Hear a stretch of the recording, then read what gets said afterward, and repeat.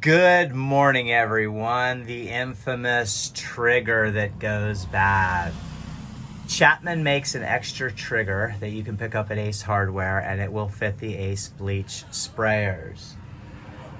So what I want to show you is just in a short period of time, this trigger right here began to leak, not from the O-ring, not from the housing, where the fitting goes on, but right in here. So I was getting a pattern spray coming out of the actual handle itself. It either dry rotted or cracked. So you can pick these up for about $10 or $11. And that way you don't have to replace the whole sprayer. These whole sprayers are really inexpensive anyway. They're only about $25, but in lieu of having to replace something that's good and being wasteful, you still got a good pump, your innards are still good, but the triggers will fail. So, if you just bought the sprayer and it starts to fail, it's under warranty, take it back. But if you've been using it for several months and gotten some wear and tear on it, these triggers are completely replaceable. So you can replace the trigger, put your old wand on. If you want to replace the innards, you can. I just keep them right in here. So it comes with this, which is an inner that goes into the hose, into the bladder there, and then this is just on top of the, that's just a seal for it to close itself shut. Today we are going to be using a little muriatic acid. We're also going to be using some Efflo.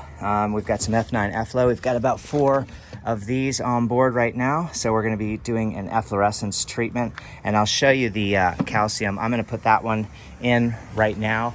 I'll show you what the efflorescence looks like and around the house. It's going to be a brick restoration, and this house is going to be, it was just recently sold. So a variety of contractors have already come out to do knockdown on the ceiling, to do drywall, to do replacement with electric, AC ductwork.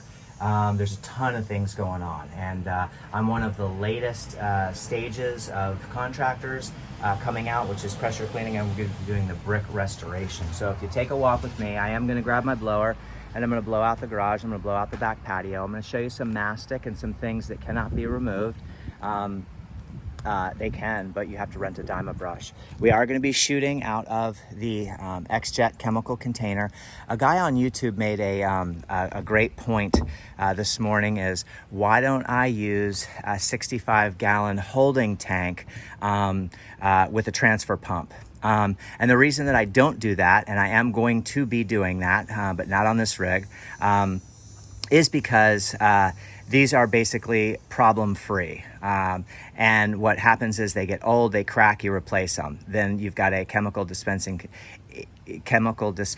tub that houses any leakage that may occur. Yes, it is a pain in the butt when you go to fill these up at your chemical distribution center or your pool supply center. It is much more labor intensive because you got to go 2.5, 2.5, 2.5, 2.5, 2.5, 2.5, all the way to 60, and then you got to fill the other things up as well. So, to fill something like this up is a lot easier. You take the cap off, you put the thing in, you just run it, and then you to your desired level, and it makes things a lot easier. One of the reasons I shoot with an X-Jet primarily instead of a gas-powered soft wash system or a 12-volt, which I do use the 12-volt up on the roofs and for really dirty patios, is because it's maintenance free. So the X-Jet, the only thing that goes wrong with the X-Jet is you lose your fan after a while because water will bore out, and so you'll have to replace those X-Jets, sometimes every 2 years. Just depends how frequently you're using them, but you will start to lose that fan, that width of the fan. I'm going to turn you around really quick. This is the garage, and this is something that we're going to be dealing with, but here's a little bit of tape. And yes, this is Gorilla Tape. This is very sticky, but I am going to be putting it loosely around every single outlet. You've got a bunch of outlets. All right, and so because I'm spraying a solution in here, I want to make sure that those have been properly tended to. So not going to put it on so sticky that I'm pulling paint off the walls. Even though these are going to be repainted, I still don't want to do any more damage than was there. You can see on here, I'm gonna take these earplugs out a little bit. You can see what we got going on here. We've got a ton of plaster. So the first thing I'm gonna do is blow out all of the loose debris out of here. You can see a lot of loose debris along here.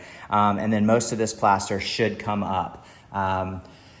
And I'm gonna take you inside really quickly, and you can see that the house is obviously under construction.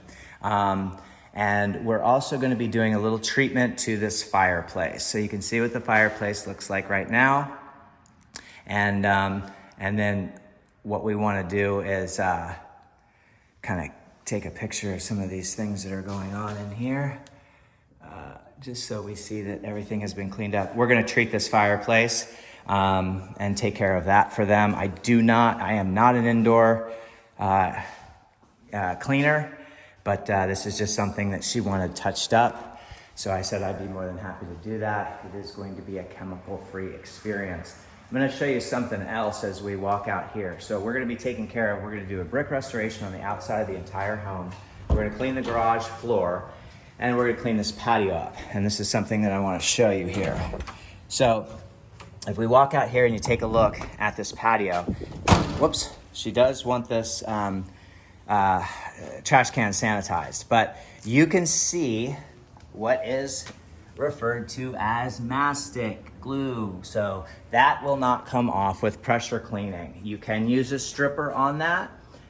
There are several methods. What I recommend doing is renting a Dyma brush. You can rent a Dyma brush from from Home Depot, and you can scrape all of that corduroy off of there. That is not something that I am interested in doing. I have done it in the past. I have removed epoxy. I have removed acrylic, a lot of different paints from garage floors. And so I've run those machines quite a bit in the past. It's just, I'm an exterior contract cleaner. I clean mold, mildew, algae, dirt, grime, tannin stains, fungus, lichen, things of that nature. I stay inside of my wheelhouse. Can I do those things? Yes, I'm certainly capable of doing them. But it is time consuming, and it's not something that that I personally do for just everyone. Most of these sidewalks are pretty clean, walkways, I'm sorry. But as we walk around the house here, what I'm going to show you, is the brick that does need to be cleaned up. It's obviously needing a rescreening. These gutters are going to be completely replaced, so we're not going to be doing a roof wash, nor are we going to be doing a gutter cleaning. A lot of sand and stuff just from the rains. But as I bend this corner here, you're going to see what we got going on. So you see the cloudy haze there? So that can all be removed with the F9 efflorescence. All of this will be being removed. So the first thing I'm going to do is get the wall nice and wet. I'm going to watch that disappear. And then I'm going to let it start to dry a little bit, and I'm going to apply my solution and really restore that brick.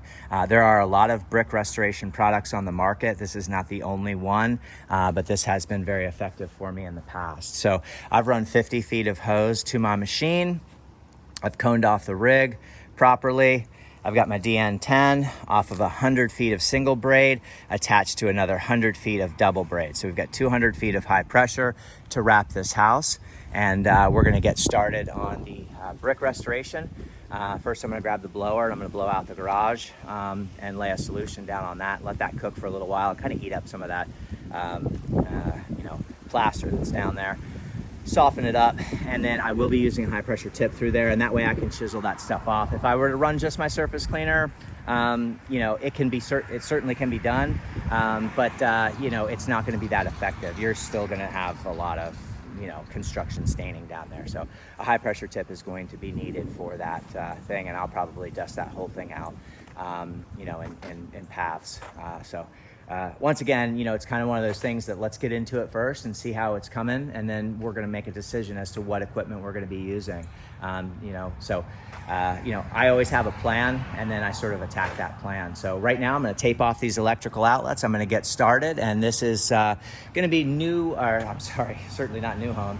This is going to be, old home flip, getting them ready for the new homeowners, pressure cleaning. I hope everyone's having a great day out there. Keep cleaning, and we'll see you on the next video. I'll shoot a video of the efflorescence removal, how the garage floor cleaned up, how the back patio cleaned up, so on and so forth.